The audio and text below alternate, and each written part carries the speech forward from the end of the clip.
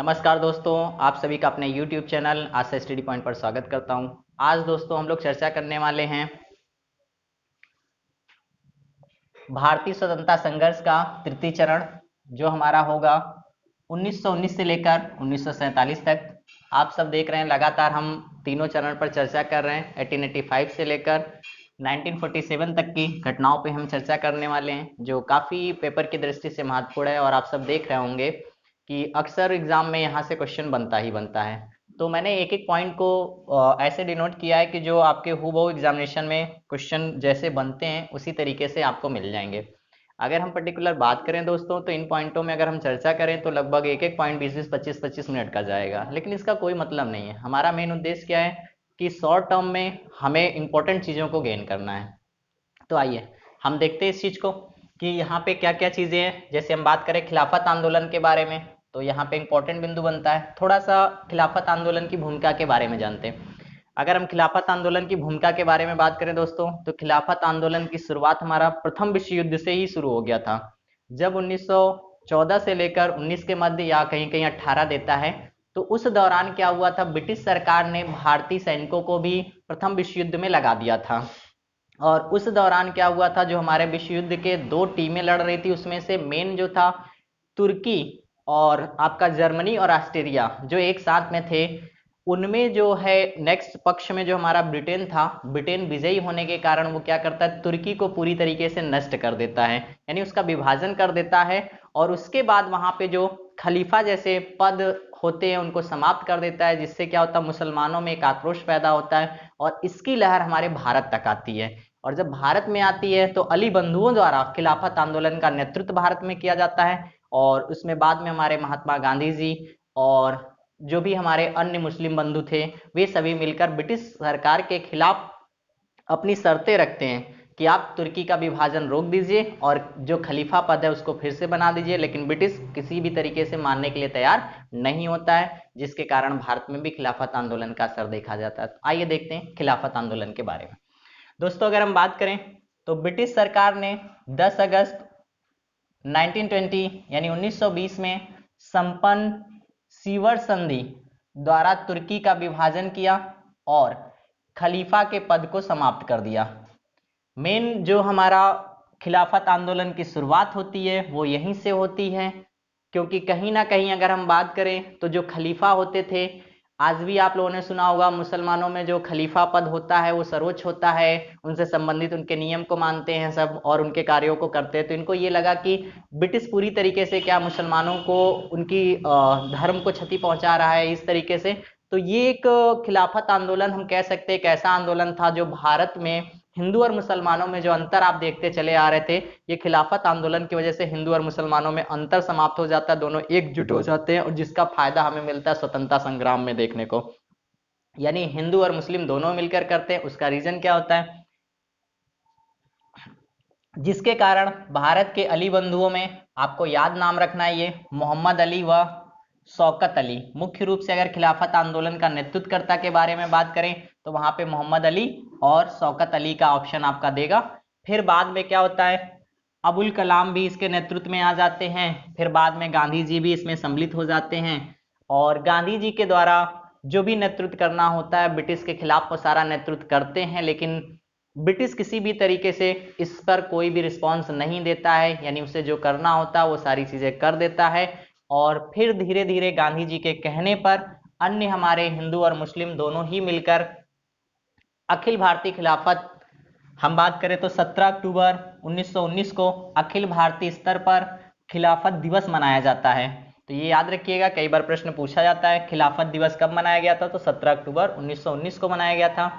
और जब ब्रिटिश किसी भी तरीके से इन पे रिस्पॉन्स नहीं देता है, यानी किसी भी तरीके का परिवर्तन नहीं करता, उसे जो करना है करना होता है, तो गांधी जी के सुझाव पर इस आंदोलन को कन्वर्ट कर दिया जाता है किसमें, असहयोग आंदोलन में। यानी हम बात करें तो असहयोग आंदोलन में खिलाफत आंदोलन को बदल दिया जाता है और आगे चलकर यह क्या होता है, असहयोग आंदोलन में बदल गया और 1 जनवरी 1921 को यह पूर्णतः समाप्त हो जाता है। तो कुछ महत्वपूर्ण बिंदु आपने खिलाफत आंदोलन से देखें। पहला क्वेश्चन तो यही बनेगा आपका, खिलाफत आंदोलन कब हुआ, तो 1919 से लेकर 21 तक के मध्य में। तो डेट तो नहीं पूछी जाएगी, केवल यहाँ से ये क्वेश्चन पूछा जाएगा कि अखिल भारतीय स्तर पर खिलाफत दिवस कब मनाया गया, तो 17 अक्टूबर याद रखना आपको। पूछेगा नेतृत्वकर्ता कौन थे, तो अली बंधु थे। मुख्य रूप से अगर बात करें तो मोहम्मद अली और शौकत अली, बाद में फिर आपके अबुल कलाम भी जुड़ते हैं और गांधी जी का भी नेतृत्व होता है। अब दोस्तों नेक्स्ट पॉइंट पे आते हैं। देखिए वेरी वेरी इंपॉर्टेंट, हम कह सकते हैं अक्सर कंफ्यूजन रहता है असहयोग आंदोलन और यहाँ पे आप देख पा रहे होंगे सविनय अवज्ञा आंदोलन। तो दोनों अलग अलग आंदोलन हैं, अक्सर पेपर में कंफ्यूजन आता है। तो कौन सा 30 में हुआ था, कौन सा 20 में हुआ था, ये कंफ्यूजन नहीं होना चाहिए। तो आप इसको रिलेट करके याद रख लीजिए। खिलाफत आंदोलन के बाद क्या था, असहयोग आंदोलन, जिसका समय हम बात करें 1920 से लेकर 22 तक चला। और इसमें मुख्य रूप से अगर हम देखें तो इसकी शुरुआत जो हुई थी 1 अगस्त 1920 को गांधी जी द्वारा चलाया गया। तो पहला महत्वपूर्ण क्वेश्चन यही बनता है, असहयोग आंदोलन किसके द्वारा चलाया गया, तो गांधी जी के द्वारा।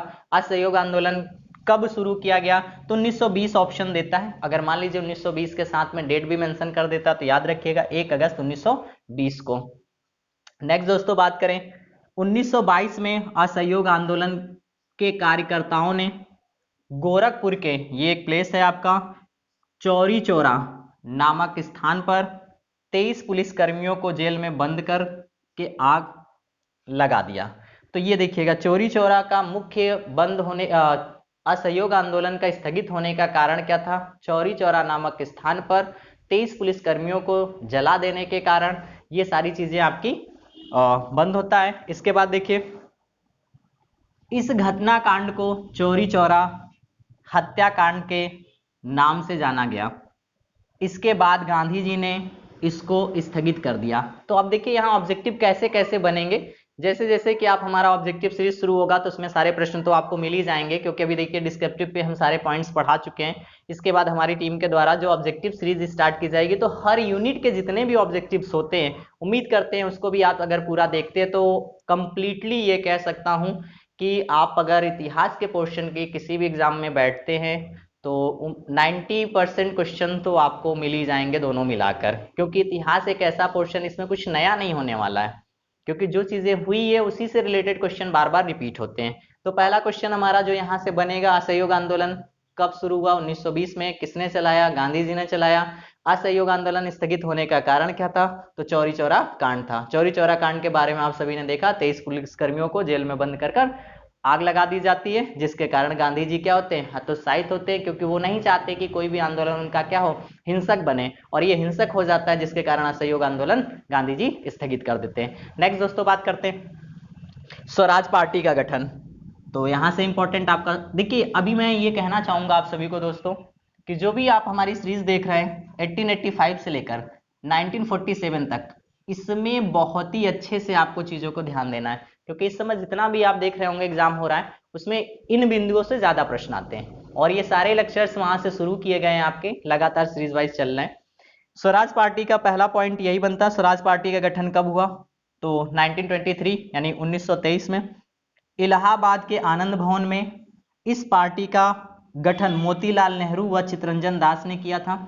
ज्यादातर पेपर में आपका मोतीलाल नेहरू ही देता है, मैंने दोनों नाम इसलिए मेंशन किए हैं, मैं बार बार कह रहा हूं कि अभी पेपर का लेवल थोड़ा अप हो रहा है, स्टैंडर्ड हो रहा है, तो हमें और भी चीजों को ध्यान देना होगा। नेक्स्ट, यहीं पर मोतीलाल नेहरू जी ने क्या किया था, अखिल भारतीय खादी बोर्ड की स्थापना की थी। यानी भारत में बनने वाले जो वस्त्र हैं उस तरीके से उन चीजों का प्रयोग, जैसे कि आप सबने देखा होगा महात्मा गांधी जी ने क्या किया था, हमेशा स्वदेशी वस्त्रों को धारण किया था, क्योंकि जिस तरीके से ब्रिटिश यहाँ पे सामान बांटता चला जा रहा था और उसके हम आदी होते चले जा रहे थे, तो हमारा रॉ मटेरियल की कीमत घटती चली जा रही थी। जैसा कि वर्तमान सरकार में भी आप सबने देखा होगा, मेक इन इंडिया यूज करें, ये सब सारी चीजें, दैट इज बेटर, अच्छी बात है। अगर हम भारतीयों के द्वारा बनाया गया प्रोडक्ट हम भारतीय यूज करते हैं तो उससे हमारी इनकम बढ़ेगी। चलिए आइए नेक्स्ट दोस्तों बात करते हैं। 1924 में कांग्रेस के बेलगांव अधिवेशन में गांधी जी को अध्यक्ष बनाया गया। तो कभी कभी क्वेश्चन ये भी पूछ लेता है कि महात्मा गांधी को कांग्रेस का अध्यक्ष कब बनाया गया था, तो 1924 हो जाएगा आपका। और कांग्रेस अधिवेशन, मैंने आप लोगों को कांग्रेस के अधिवेशन सारे इंपॉर्टेंट अपलोड किया है, वहां पे कौन अध्यक्ष बना था, कार्य क्या किया गया था, ये सारी चीजें उसमें दी गई। आप दोस्तों देखिए यहाँ काकोरी कांड के बारे में चर्चा करते हैं। अक्सर आप देखते हैं सिविल तक में काकोरी कांड से क्वेश्चन उठाया जाता है। यहाँ पे एक कभी कभी अपवाद रहता है, तो आप ध्यान दीजिएगा, यहाँ भगत सिंह का नाम मेंशन काकोरी कांड में किया जाता है, बटुकेश्वर दत्त का नाम मेंशन किया जाता है। लेकिन ये लोग इसमें शामिल थे, लेकिन आउटलुक से, यानी बाहर से रणनीति में थे, और जो डकैती की गई थी मुख्य रूप से उसमें इनका नाम नहीं है। तो वहां पे ऐसे क्वेश्चन देता है काकोरी कांड में कौन सम्मिलित नहीं था, तो अक्सर आप भगत सिंह को लगा देते हैं। तो भगत सिंह को यहाँ पे नहीं, भगत सिंह को जो शामिल किया गया था वो लाहौर षड्यंत्र कांड में है। जो भी उनको सजा दी गई थी वो लाहौर षड्यंत्र कांड पे हम चर्चा करेंगे, साइमन कमीशन के दौरान जो होता है, तो उसमें भगत सिंह का मुख्य भूमिका रही। तो यहाँ पे देखिए साफ साफ ध्यान देना है, इस घटना से रिलेटेड जो व्यक्ति हैं वो हमारे पास ये हैं, राम प्रसाद बिस्मिल, अशफाक उल्ला खां, रोशन लाल, राजेंद्र लाहिड़ी, इनको फांसी दी गई थी। तो मुख्य रूप से देखिए 4 विकल्पों में क्या करता है, इनमें से कोई नाम डालता है और एक भगत सिंह का डाल देता है। तो आपको लगता है कि भगत सिंह नहीं होंगे, बाकी दूसरा होगा। तो ये क्वेश्चन थोड़ा मैं इसलिए हाईलाइट कर रहा हूँ कि कई बार क्वेश्चन आया है एग्जाम में और कई बार बच्चों ने इस पे तर्क भी किया है, तो वहां पे आयोग ने आंसर भगत सिंह को इसमें शामिल नहीं किया। आइए देखते हैं काकोरी कांड है क्या। दोस्तों जिस स्थिति से ब्रिटिश भारत पर अधिपत्य करता जा रहा था और भारतीयों का शोषण लगातार चल रहा था, आप सभी ने इस चीज को देखा होगा कि उस समय क्रांतिकारियों के हाथ में कुछ भी नहीं था और ये क्या कर रहे थे, लगातार भारत का धन लूट कर ब्रिटेन भेजना शुरू कर दिए थे, पूरा कंगाल बनाना शुरू कर रहे थे। और ऐसे में क्रांतिकारियों को धन की आवश्यकता थी, पैसे की आवश्यकता थी, क्योंकि वो अपना यूनियन बनाना चाहते थे या पार्टी बनाना चाहते थे, हथियार लेना चाहते थे या ब्रिटिश के खिलाफ लड़ना चाहते थे। तो उनको एक ही ऑप्शन लगा कि जब ये ट्रेनों से माल लेके जाते हैं तो इसको लूट लिया जाए, और वही कांड क्या कहलाता है आपका, काकोरी कांड। काकोरी के बारे में बात करें तो लखनऊ का एक नामक स्थान पर हुआ था।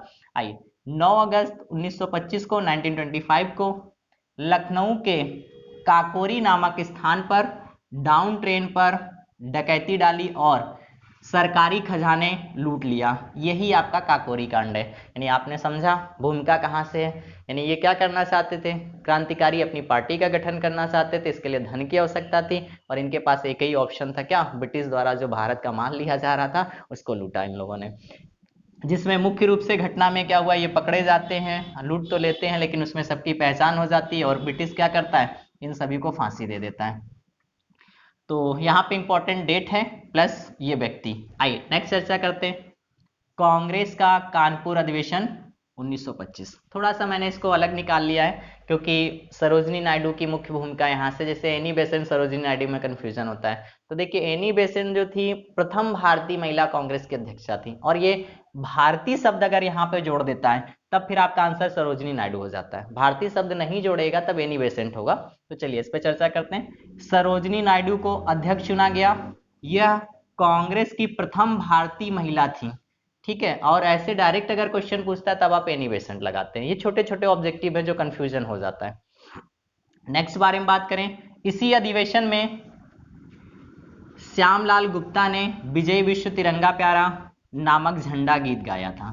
तो आप सभी को पता है झंडा गीत क्या है, राष्ट्रगान क्या है, राष्ट्रीय गीत क्या है, तो अलग अलग समय पे अलग अलग लोगों ने गाया है। तो जो भी प्रश्न वहां पे देगा उसको ध्यान दीजिएगा। यहाँ पे क्या होगा, आपका पूछा जाएगा राष्ट्र झंडा गीत, तब आप आंसर लगाएंगे श्यामलाल गुप्ता, और वो क्या है, विजय विश्व तिरंगा प्यारा। आइए नेक्स्ट साइमन कमीशन के बारे में चर्चा करते हैं। साइमन कमीशन ने भारत में स्वतंत्रता का एक रुख ही बदल दिया। यानी साइमन कमीशन हम कह सकते हैं पूर्णतः हमारा क्या है, स्वतंत्रता का एक संघर्ष के रूप में सामने आ गया। क्योंकि मुख्य रूप से लाला लाजपत राय के बारे में अगर हम बात करें तो एक ऐसे व्यक्तित्व थे जो पूरे स्वतंत्रता संग्राम में कहीं ना कहीं उनके इर्द गिर्द में जितने क्रांतिकारी थे कर रहे थे, और अंग्रेजों ने क्या किया, लाला लाजपत राय को ही टारगेट बना लिया कि किसी तरीके से अगर हम इनको हटा देते हैं तो क्रांतिकारी कमजोर पड़ जाएंगे। और यहीं से आपकी ब्रिटिश के खिलाफ पूर्णतया रूप से हम कह सकते हैं कि भारतीयों का आंदोलन शुरू हो जाता है। आइए साइमन कमीशन, सबसे इंपॉर्टेंट पॉइंट तो आपका हो जाएगा 1928। फिर इसके बाद इसका गठन अगर पूछता है, यहाँ 2 प्रश्न देखिए बनेगा। इसका गठन 1927 ब्रिटेन में किया गया था, और ये जब पहुंचा भारत में, यानी भारत में अगर हम बात करें तो 1928 यानी 1928 लगाएंगे। गठन के बारे में देगा तो 27 होगा, और भारत में कब आया तो आपका हो जाएगा 1928 में बंबई पहुंचा। इसका उद्देश्य क्या था, भारतीय संवैधानिक जांच करना था। इसमें कोई भारतीय सदस्य सम्मिलित नहीं थे, जिसके कारण विरोध किया गया। विरोध करते समय लाठीचार्ज में लाला लाजपत राय घायल हुए और उनकी मृत्यु हो गई। घायल क्या हुए, इन लोगों ने उनको फोकस किया कि इनको ही जम के क्या करना है, टारगेट बनाना है और इस तरीके से इनको मारना है कि घटना भी हो और पता भी ना चले। लेकिन ऐसा नहीं था, क्रांतिकारियों ने इस चीज को बहुत अच्छे से समझा और इसी के कारण तैयार होती है हमारी एक सबसे बड़ी पार्टी जिसका नाम है हिंदुस्तान सोशलिस्ट रिपब्लिकन एसोसिएशन। कई बार प्रश्न पूछा गया है, हिंदुस्तान सोशलिस्ट रिपब्लिकन एसोसिएशन का गठन किसने किया था? तो गठन के बारे में बात करें दोस्तों तो 1928 में, क्योंकि लाला लाजपत राय की घटना से ही इसका गठन किया गया था। और इसमें मुख्य रूप से कौन कौन क्रांतिकारी थे उन सभी के बारे में आप सभी जानते हैं।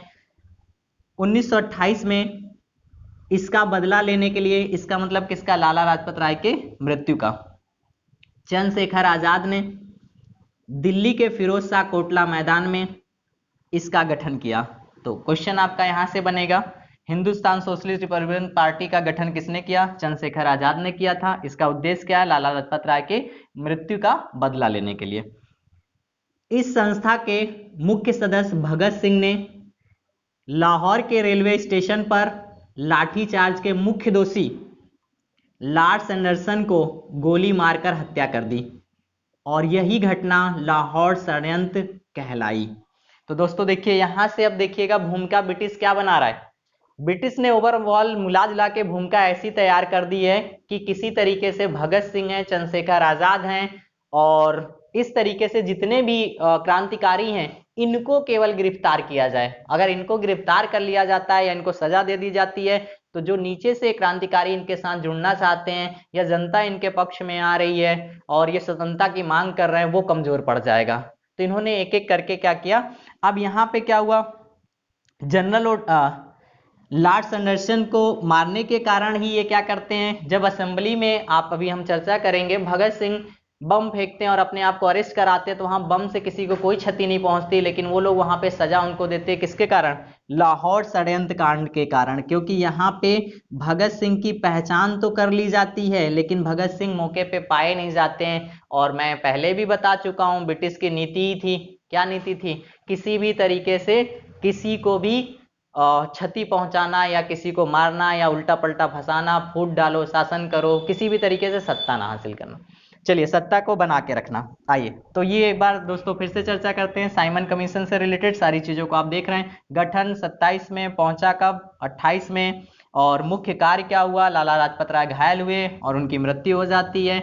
उसके द्वारा फिर एक पार्टी का गठन होता है, उसका हिंदुस्तान सोशलिस्ट रिपब्लिकन एसोसिएशन, जिसका गठन चंद्रशेखर आजाद जी करते हैं। कहाँ से करते हैं? तो दिल्ली के फिरोज शाह कोटला मैदान से करते हैं। और इसमें कार्य क्या होता है? कार्य में मुख्य रूप से जो लाठीचार्ज का दोषी होता है लॉर्ड सैंडरसन को भगत सिंह क्या करते हैं? गोली मारकर हत्या कर देते हैं। और इस पूरे संपूर्ण कांड को किस नाम से जाना जाता है? लाहौर षड्यंत्र के नाम से जाना जाता है। आइए दोस्तों नेक्स्ट पॉइंट पे चर्चा करते हैं। कांग्रेस का लाहौर अधिवेशन 31 दिसंबर 1929 से 30 जनवरी 1930। तो ये डेट आपको याद रखना होगा। ज्यादातर प्रश्न में जो भी दे या 29 दे सकता है या 30 दे सकता है। तो 30 की घटना काफी लंबी रही है, 31 दिसंबर को शुरू हुआ था, 30 जनवरी तक चला था। तो ज्यादातर प्रश्नों में 1930 के ज्यादा जिक्र किया जाता है। मैंने दोनों ही डेट मेंशन किया यहाँ पे। चलिए आइए देखते हैं इसमें कार्य क्या हुआ। 1929 को जवाहरलाल नेहरू की अध्यक्षता में पूर्ण स्वराज की मांग की गई थी। अब दोस्तों देखिए एक क्वेश्चन आपसे मैं करूंगा जिसमें आप कमेंट्स के माध्यम से बताएंगे। देखिए यहाँ पूर्ण स्वराज की मांग है और एक मैंने पिछले वीडियो में पढ़ाया था स्वराज शब्द। तो ये आपको बताना है कमेंट्स में स्वराज शब्द सबसे पहले किसने दिया था, और मैं चर्चा कर चुका हूं इसके बारे में। आइए अब यहाँ देखिएगा पूर्ण स्वराज की मांग के बारे में बात करेगा तो ये हो जाएगा आपका जवाहरलाल नेहरू। और स्वराज शब्द किसने दिया ये आप कमेंट्स के माध्यम से बताएंगे, क्योंकि उम्मीद कर रहा हूं आप सभी वीडियो को लगातार देख रहे होंगे और अपनी तैयारी कंटिन्यूअस बना के रखे होंगे। आने वाले एग्जाम के लिए प्रिपेयर्ड रहिए। दिसंबर में संभवतः, दिसंबर क्या लगभग शेड्यूल आपका पेपर का आ चुका है, तो आप तैयारी बना के रखें और जो भी एग्जाम है उसको 100% ये मान के चलिए कि मुझे क्लियर करना है अब, क्योंकि वैकेंसियों का दौर और बेरोजगारी का दौर ये सब आप लोग अपडेट हैं, देख रहे हैं कि सरकार और नीतियां क्या क्या बदल रही हैं। जो ऑप्शन मिला है अब उसको गंवाने की जरूरत नहीं है। चलिए दोस्तों आगे चर्चा करते हैं। और भारत का राष्ट्रीय तिरंगा फहराया गया 26 जनवरी 1930 को छोटा संविधान बनाकर लागू किया गया और यह निर्णय लिया गया कि जब भी भारतीय संविधान बनकर तैयार होगा तो 26 जनवरी को ही लागू किया जाएगा। तो ये कुछ हमारे कार्य हुए कांग्रेस के लाहौर अधिवेशन में। नेक्स्ट दोस्तों चर्चा करते हैं सविनय अवज्ञा आंदोलन 1930। मैंने आपसे कहा कंफ्यूज मत होइएगा, सविनय अवज्ञा आंदोलन और असहयोग आंदोलन दोनों ही गांधी जी द्वारा चलाया गया है, लेकिन दोनों का समय अलग अलग है और कई बार पेपर में कंफ्यूजन आता है तो आप गलती कर देते हैं 1920 और 1930 को लेकर। तो याद करने का तरीका मैं फिर से रिकॉल कर देता हूं, खिलाफत आंदोलन से इसको जोड़ लीजिए असहयोग आंदोलन को, तो कभी नहीं भूलेंगे 1920 हो जाएगा, बचा हुआ जो डेट होगा 1930 हो जाएगा।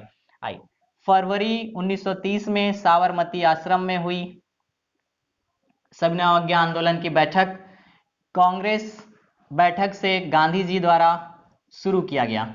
यानी यहां पे क्वेश्चन केवल इतना बनेगा, सविनय अवज्ञा आंदोलन कब शुरू किया गया? तो 1930 में शुरू किया गया। किसके द्वारा शुरू किया गया? गांधी जी द्वारा शुरू किया गया। कहां से शुरू किया गया? साबरमती आश्रम में कांग्रेस की बैठक के दौरान। अब दांडी यात्रा यहीं से देख लेते हैं दोस्तों, दांडी मार्च या दांडी यात्रा के नाम से 12 मार्च 1930 से 6 अप्रैल 1930 तक नमक कानून तोड़ने के लिए गांधी जी ने साबरमती से दांडी की यात्रा की। तो ये आपको ध्यान रखना होगा कि दांडी मार्च किसने शुरू की या दांडी यात्रा किसने की थी? तो गांधी जी द्वारा दांडी यात्रा की शुरुआत की गई थी। किसके वजह से? नमक कानून को लेकर। आगे एक छोटा सा पॉइंट आता है हमारा लाल कुर्ती आंदोलन 1929, अक्सर पेपर में आ जाता है तो इसको भी मैंने यहाँ पे नोट कर दिया है कुछ महत्वपूर्ण बिंदु। अब जो हमारा नेक्स्ट दोस्तों वीडियो होगा इससे रिलेटेड सेकंड पार्ट पे हम चर्चा करेंगे, जहाँ पे हमारी घटनाएं होंगी 1930 से लेकर, यानी हम कह सकते हैं 1931 से लेकर 1947 तक हम चर्चा करेंगे। तो कुछ ये महत्वपूर्ण बिंदु मैंने नोट किए हैं जो घटनाओं के अलावा भी आपके क्वेश्चन पूछे जाते हैं, तो इनको भी चर्चा कर लेते हैं। फिर जो बचे हुए पॉइंट्स होंगे वो उसमें हम चर्चा करेंगे। तो आइए, पहला लाल कुर्ती आंदोलन के बारे में चर्चा करते हैं। 1929 से शुरू हुआ था। किसके द्वारा? उत्तर पश्चिमी सीमा प्रांत में सीमांत गांधी। ये वेरी वेरी इंपॉर्टेंट दोस्तों, क्वेश्चन बार बार पूछा जाता है सीमांत गांधी के नाम से किसे जाना जाता है, या खान अब्दुल गफ्फार खां को किसकी उपाधि दी गई थी? तो ये ध्यान दीजिएगा, सीमांत गांधी के नाम से प्रसिद्ध खान अब्दुल गफ्फार खां ने अपने खुदाई खिदमतगार, इसका दूसरा नाम है खुदाई खिदमतगार, जिसका अर्थ अगर हम बात करें तो ईश्वर के सेवक, इस तरीके से इन्होंने एक अपना आंदोलन चलाया था खुदाई खिदमतगार के नाम से, जिसे बाद में लाल कुर्ती आंदोलन इसलिए दिया गया क्योंकि इनके जो कार्यकर्ता थे वो लाल कुर्ता पहनते थे। अभी जो हम कुर्ता कहते हैं पहले वो कुर्ती के नाम से जाना जाता था, तो इस वजह से इसको लाल कुर्ती आंदोलन भी दिया गया था ना। संगठन द्वारा 1929 में लाल कुर्ती आंदोलन की शुरुआत की गई थी। तो यहाँ पे केवल इतने ही बिंदु आपको ध्यान रखना है, सीमांत गांधी और खुदाई खिदमतगार पूछे या लाल कुर्ती आंदोलन से रिलेटेड कौन थे, तो आपके खान अब्दुल गफ्फार खां। आइए कुछ महत्वपूर्ण बिंदुओं पे दोस्तों चर्चा कर लेते हैं जो मैंने यहाँ पे नोट किया। पहला पॉइंट, 8 अप्रैल 1929 को दिल्ली के केंद्रीय विधानमंडल में बम भगत सिंह बटुकेश्वर दत्त द्वारा फेंका गया था। तो कभी कभी क्वेश्चन ये भी पूछ लिया जाता है, तो ये समय आप याद रखिएगा। इसी समय भगत सिंह ने इनकलाब जिंदाबाद का नारा दिया था। तो क्वेश्चन पूछा जाता है इनकलाब जिंदाबाद का नारा किसने दिया था? तो आपका हो जाएगा भगत सिंह। और यहीं पे ये क्या करते हैं, दोनों लोग अपने आप को अरेस्ट करवा देते हैं, और अरेस्ट कराने के कारण क्या होता है, इन पर इसका आरोप ना लगा के किसका आरोप लगा देता है ब्रिटिश? लाहौर षड्यंत्र कांड का आरोप लगाकर इनको फांसी दे दी जाती है, जिस पे हम चर्चा करेंगे। इनके साथ और भी लोग हैं। चलिए, 23 मार्च 1931 को लाहौर षड्यंत्र कांड में भगत सिंह, सुखदेव, राजगुरु को फांसी दे दी जाती है। तो ये ध्यान देना होगा, एक पॉइंट यहां से और याद कर लीजिए आप। 23 मार्च को अगर हम बात करें तो शहादत दिवस के रूप में मनाया जाता है, और अगर 30 जनवरी देता है तो वो शहीद दिवस है। शहीद दिवस जो है वो गांधी जी की मृत्यु से मनाते हैं, और 23 मार्च को शहादत दिवस मनाया जाता है। उसका रीजन था भगत सिंह को शहीद आजम के नाम से जाना जाता था। तो कई बार क्वेश्चन यहां से भी बनता है। वैसे तो हम महत्वपूर्ण दिवस के बारे में वीडियो करंट अफेयर्स में अपलोड कर चुके हैं, आप वहां से दिवस को देखें क्योंकि दिवस से भी प्रश्न बनते हैं। आइए अंतिम पॉइंट पे आज दोस्तों चर्चा करते हैं। 27 फरवरी 1931 को इलाहाबाद के अल्फ्रेड पार्क में पुलिस मुठभेड़ के दौरान चंद्रशेखर आजाद ने स्वयं को गोली मार ली थी। जैसा कि आप सभी ने सुना होगा कि ये सारे एक एक क्रांतिकारी थे जिनकी वजह से ब्रिटिश हिल चुकी थी, और ये कहीं ना कहीं इन सभी को किसी ना किसी तरीके से समाप्त करना चाहती थी या अरेस्ट करना चाहती थी। लेकिन उनमें से एक अगर हम बात करें तो चंद्रशेखर आज़ाद हमेशा आज़ाद ही रहे। ठीक है, जब इनको ऐसा लगा कि हम वहां से नहीं निकल सकते तो इन्होंने अपने आप को स्वयं गोली मार ली थी। तो क्वेश्चन यहां से पूछा जाता है कि इलाहाबाद के किस पार्क में चंद्रशेखर आजाद को मुठभेड़ में मारा गया था या उन्होंने अपने आप को स्वयं मारा था? तो अल्फ्रेड पार्क हो जाएगा। समय अगर पूछता तो 1931। तो उम्मीद करता हूं दोस्तों आज का जो हमारा टॉपिक रहा भारतीय स्वतंत्रता संघर्ष का तृतीय चरण में जो भी महत्वपूर्ण घटनाएं हैं उन सभी को हमने चर्चा किया। उम्मीद करता हूं आप सभी अच्छे से इन वीडियो को तैयार कर रहे होंगे। अगर आप चैनल पर नए हैं तो चैनल को सब्सक्राइब करिए और अपने मित्रों और दोस्तों तक शेयर करिए। धन्यवाद दोस्तों।